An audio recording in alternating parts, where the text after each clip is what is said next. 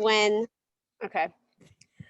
All right, welcome to Strollo University. Strollo U was created at the start of COVID pandemic as a way to offer both physical and mental activities and classes to help benefit the cystic fibrosis community through the difficult months while society isolated at home. The CFLF expanded this program with a new spring and fall semester this year, adding brand new classes and incorporating more educational and informative classes to the mix. The CFLF would like to thank all of the individual supporters and that Strollo U instructors for their participation in making Strollo University a positive resource and experience for people with CF. We hope you enjoyed today's class. Please keep checking the website at cflf.org/StrolloU and or our Facebook page with more class updates.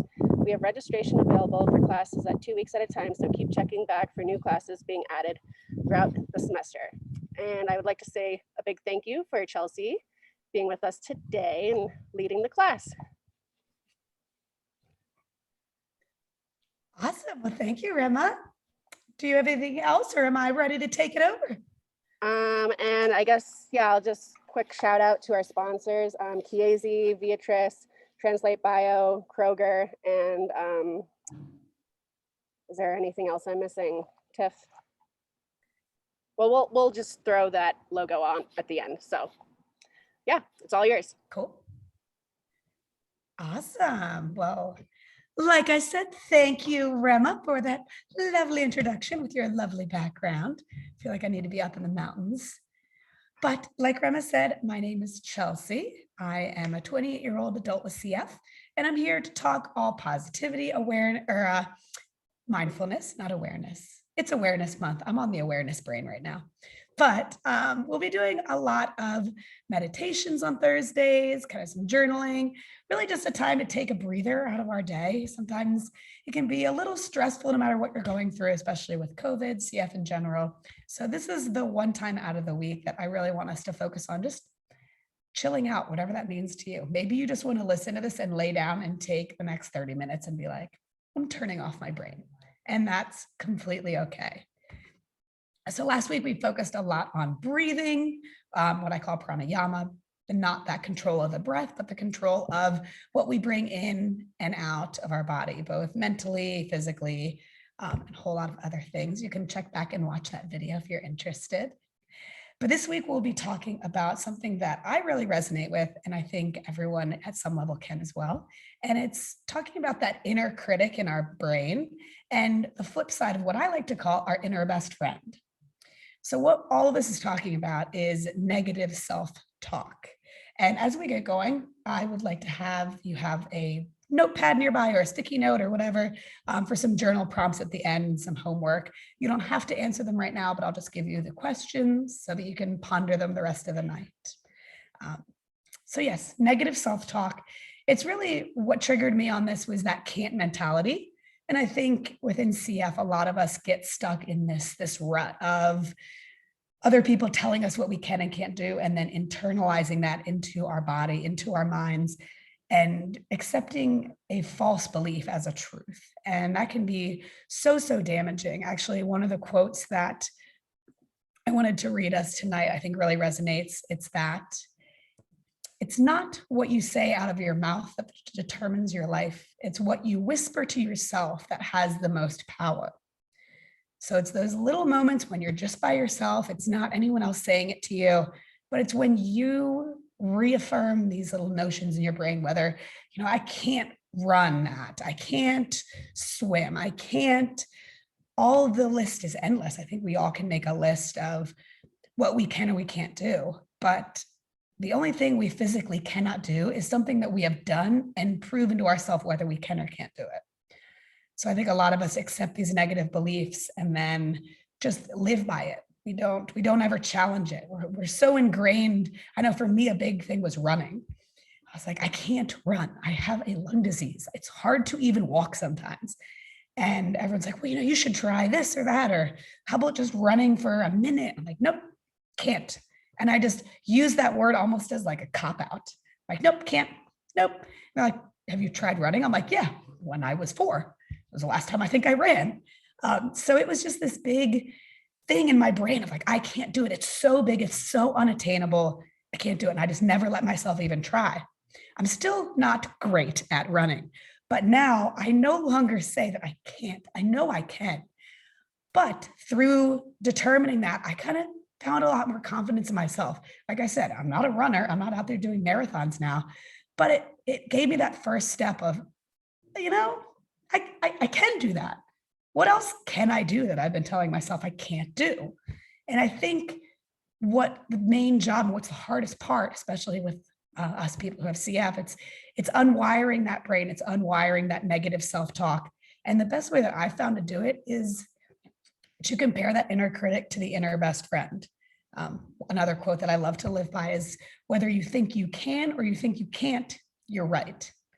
The brain is such a powerful tool that the messages you keep telling yourself over and over again will eventually become true, whether they are physically correct or not. Like I said, I couldn't run. Yes, of course I could run. Did I like it? No, but I could do it. So getting yourself out of this can't mentality, I think the best way to do it is talking to your inner best friend. I like to think of it as like a yin and a yang, an angel and a devil on my shoulders. And that inner critic is the one who's constantly just going, nope, nope, can't do that. Really? Yeah, you can't do that. Don't sign up for that. Like when you sign up for a workout class or a vacation or anything that's kind of out of your comfort zone, that inner critic is going, no, no, no, come back. Nope, stay in this bubble. Stay in the bubble I created. Nope, nope, don't go out of it. And it's trying to keep you down. It's trying to push you down and be like, nope, stay in this tiny little box where you fit. Whereas the inner best friend is what we do to all of our friends. We go, yeah, you go, girl. You can do that. Of course. Yeah, it might be hard, but you can do it. I believe in you. You're amazing. You're beautiful. And they never use that word can't. Whereas the inner critic, that's her best friend. So I really try and think of that yin and the yang, and you'll never get rid of this inner critic. The goal of this is to just lessen the volume of that inner critic and increase the volume of that inner best friend. So like when you're talking to a best friend, you'd never say, oh, wow, you want to go traveling to Florida next month? Well, you can't do that, right? Like you can't get on a plane right now. How well are you right now? Have you even been to Florida? It's really humid. I don't think you should go. Whereas an inner best friend would say, oh, why do you want to go? Have you thought about this? I still think you can really go. Oh, that's awesome. What are you excited about? You amp that side of you up rather than put it down. Obviously, we have our realistic notions and our realistic brains, but that's different than our inner critic. Our realistic brain is saying, yes, when you go out in the snow, wear boots. That's not an inner critic. That's just logic. So being able to distinguish what parts of our brain are speaking and being able to see when the negative parts, the I can't parts of us are speaking, and try and just lessen that volume. You can acknowledge it and be like, okay, that's the part of me that wants to make me smaller, and I want to be bigger. I want to do better. So I'm going to listen to this part that's trying to amp me up and encourage me and be happy for me. So that inner critic and that inner best friend. We really just want to tame our inner critic, but also strengthen that relationship with our best friend, because maybe we don't have one right now. Maybe that inner best friend has been yelling at us for so long. Stop listening to the other one. You can do it. You can do it. Stop listening. Maybe we don't have a relationship yet. And that's fine. The whole goal is to start that relationship, because we don't usually talk to ourselves like we talk to a friend. We're very hard on ourselves. We're the hardest critic on ourselves. We all know that. Just like if you do something embarrassing out in public, who's the one person who focuses on it 3 weeks later? It's us. It's not anyone else. So trying to invite in more of that positive attitude is going to help so much. And going forward, we're going to do a little bit of some meditation to kind of anchor this into the body, and I'll give you some journaling homework to do at the end. So with the notion of what we've just talked about, that inner critic and inner best friend, trying to strengthen that best friend relationship, I'm going to have us come into a comfortable seat, or you can lay, whatever you want to do, to just close the eyes and relax here for a few moments. So when you find a place that is a nice meditative seat for you, maybe just sitting on the ground, sitting in a chair, propped up against a couch, or maybe just laying completely flat, whatever allows you to relax the most in this moment, I encourage you to do that. So first, what we're going to do is close the eyes. Take a deep breath. Let that go. Take some more deep breaths, noticing if you can slow the breath with each inhale. Settle yourself in to this moment. Letting go of anything that happened today or will happen tonight or tomorrow. Letting this be the next few moments just for yourself.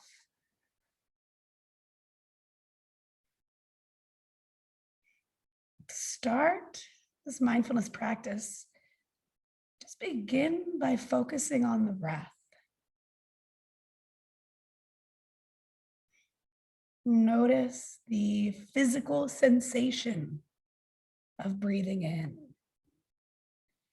and then breathing out when you're able to. Trying to find that nice rhythm between the inhales and the exhales. Not a place where it feels forced or restricted, but finding a place where you can have a comfortable breath. No attachment to what the breath should be like. Just having that moment with our breath. And however you're feeling right now, just leave things alone for the next few moments. And if your attention begins to wander away, gently bring it back to this inhale and exhale. For many of us, it's easy enough to bring up into the mind self-judgment. You may immediately start thinking, even doing this breath, I'm not good at this, or I should probably meditate more often. But for this brief practice today, reflect on somewhere in your life where you feel judged, where you judge yourself, maybe at school, at work, maybe in your body, in your health. And when you think of that, notice how this judgment is more than just one thought. When you begin to think about it, notice how it may affect how you feel with tension or unease somewhere in your body. Maybe it influences your emotional body. Maybe you can physically feel this judgment in the body somewhere.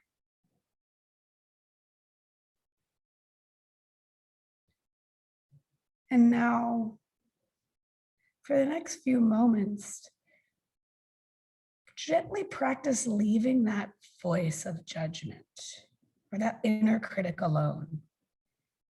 Stop wrestling with it. Stop appeasing it. Stop pushing it away. Maybe label it if you want. Give it a name or an image. Like I said, I had the devil and the angel. Maybe just give it an image, a person, a thing, a cartoon. Recognize what it feels like to you, this judgment, this being that you've created. And then just in your mind, let it sit in the corner.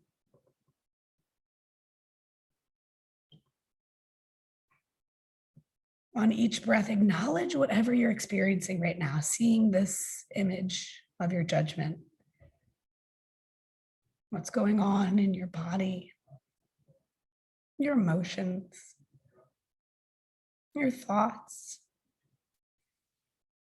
Not with the aim to fix or change, just what's going on right now. And now begin to look over to the other side of your mind and see a white star starting to form, a white glow. All of a sudden, you can begin to see whether it's a person, a cartoon, an image, or maybe just a light. This warm, loving light coming out of this darkness. Notice this light is shining on to that judgment, that inner critic. And with each inhale, it grows a little bigger. And each exhale, the light shines a little brighter onto that corner, that inner critic. And all of a sudden, you begin to see that this white light is getting bigger than the inner critic. This is your inner best friend. Feel that warmth.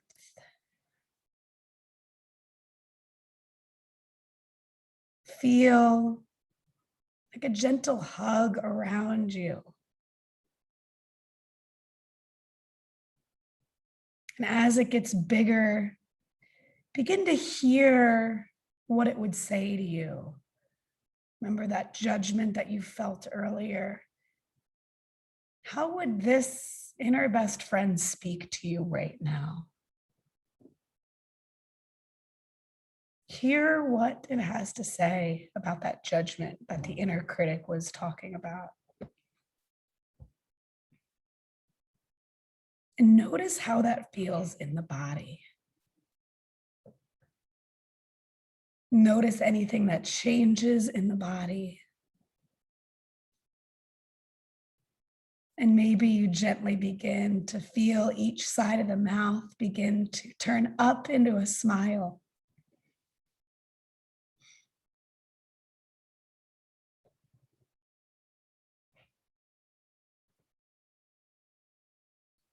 Feeling that you have both of these entities within you at all times. Neither one is bad, neither one is good. But trying to hold both of these in the same time. The first step towards changing the way you treat yourself is noticing when you are being self-critical. And it may be that, like many of us, your self-critical voice is so common and so loud that you don't even notice when it's present. Whenever you're feeling bad about something, think about what you've just said to yourself. Notice the words you're using to yourself. Are there any phrases that come up over and over again?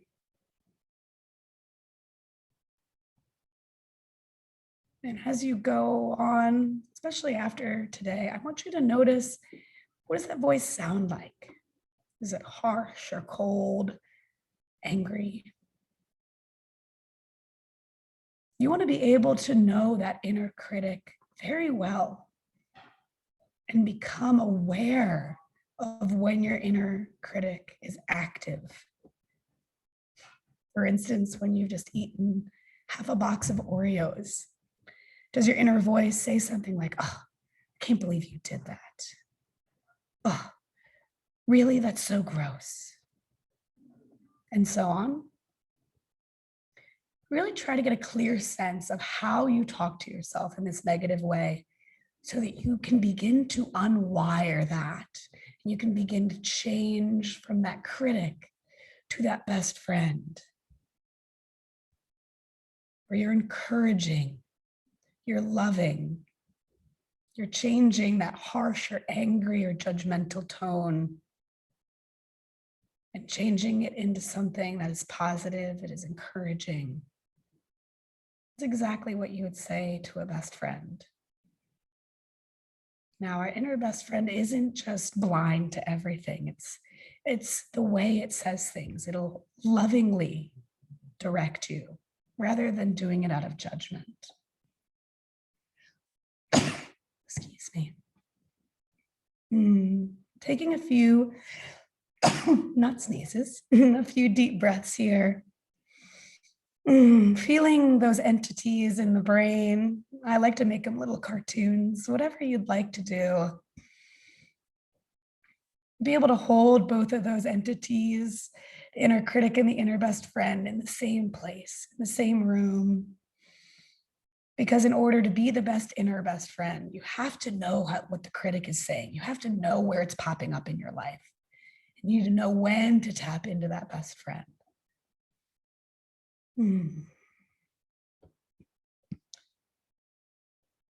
Remember that you are the best friend that you will ever have. You are always with yourself. Like I said earlier, those thoughts in the mind are so much more important than the ones that were spoken, because it's not about what you say out of your mouth that determines your life. It's what you whisper to yourself that has the most power.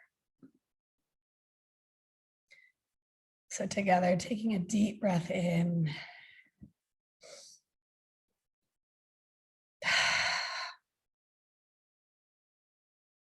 Taking 2 more deep breaths.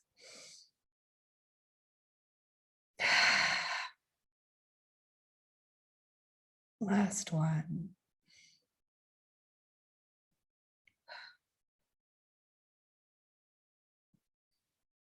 Blinking the eyes open and at your own pace, coming to a comfortable seat, being as slow or as mindful as you need.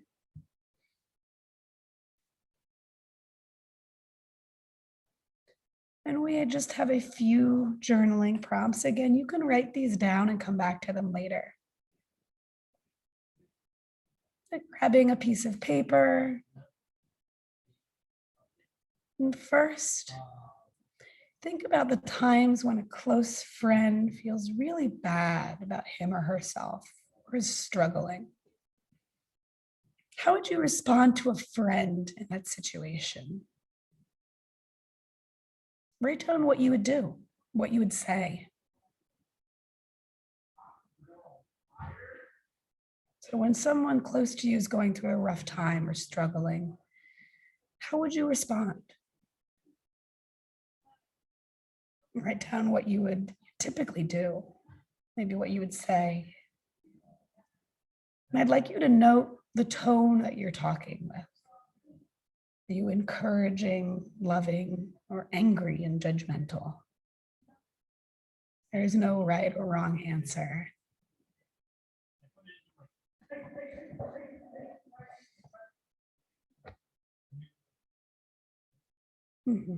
So again, that's when a close friend is feeling really bad about him or herself or struggling. How would you respond? What would you say or do? And now next, our second question. Again, you can always come back later to these and add in some other thoughts. Our next question is, think about times when you feel bad about yourself or if you are struggling. How do you typically respond in these situations? What do you say to yourself?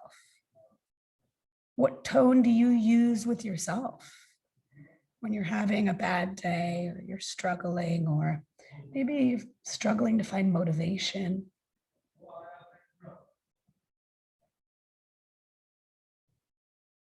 A big thing I had to overcome, and I'm still overcoming, is the feeling of not doing enough. I always tell myself, oh, you shouldn't have done this yesterday. You should have done more exercise, or there's so much shoulds in my inner critic. But for you, think about the times you feel bad or you're struggling. And how do you typically respond?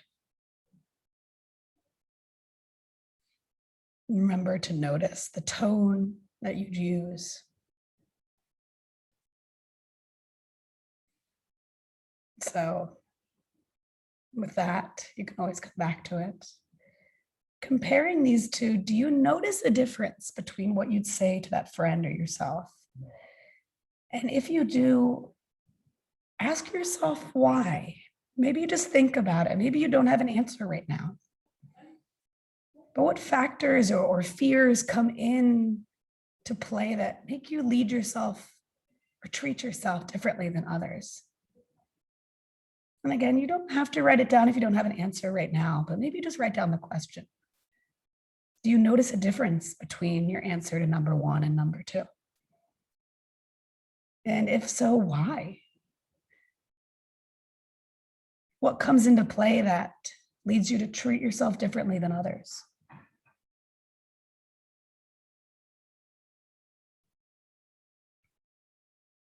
And our last question is to write down things that might change if you responded to yourself in the same way that you typically respond to a friend when you're suffering. So how do you think talking to yourself as if you were that friend in number one, how would that change things? Maybe it'll change your emotions, your feelings, your courage. What would change if you responded to yourself the same way you respond to a friend?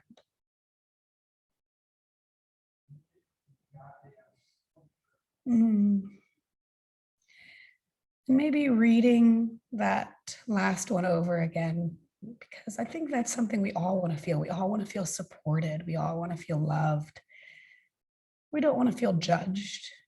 We don't want to feel like we're being critiqued or limited. I think the most important aspect of this whole class is the homework. Like I said, you don't have to do it, but I encourage you to do it. Maybe tonight before you're going to bed, write a letter to yourself from the perspective of an unconditionally loving imaginary friend. So not a physical friend, but that imaginary friend, which is technically inside of you. So write a letter to yourself from that imaginary friend, that inner best friend. That loving response that they'd give, that encouragement. So write a love letter to yourself from your friend, your inner best friend. And the most important thing is for this is to come back to it later and read it again. So write what you'd write to a best friend, but to yourself. What do you want to hear being told to yourself? How do you want to be loved? So write that letter to yourself from that inner best friend. What do you want to be reminded of? What do you want to be reminded of to forget, to leave in the past? And like I said, the most important thing is not just writing this, it's reading it again, especially when you might be struggling, when that inner critic is just chirping away. Read this letter again. So with all of that, thank you all so much for coming, doing our positivity meditation tonight. I so appreciate all of you coming, and hopefully we'll be able to talk to that inner best friend just a tiny bit more, even though she might not be he or she might be not very loud right now. So thank you, everyone. Thank you, Rima. Thank you, everyone who is watching this later on too. Thank you so much, Chelsea. That was awesome. I'm definitely one of those people that, yeah, I'm like, I should have been doing this. I need to do more kind of person for sure. But one of the funny things someone always told me, they're like, yeah, well, don't should all over yourself. I'm like, huh. That's funny. I like that. I like that one. Yeah, this was great. Like Rima was saying, I'm definitely one of those people. It's always just too hard on yourself, you know? We all are. We're our hardest critic. 100%. I'm like, don't sit down. There's all these things you could be doing right now. I'm one of those people who will be painting a room at like 10 p.m. and I just be like, no, stop it. Right. Yeah. I'm doing projects at night. It's like, all right, you can take a break, but no. Yes. Yeah. Well, thank you guys for having me. It's always so Yeah. fun. Absolutely. Thank you so much. And I'm Thank just going to you. share my screen.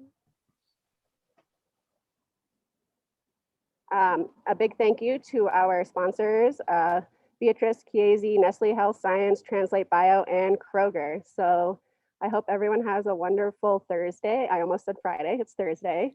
And thanks for coming. Thanks again, Chelsea. Thank you, Rema. Thank you, Tiff. It's always good to Thank you see you, so much. ladies. You too. Bye, All right. everyone. Bye. Have a great one. You too. You too. Bye.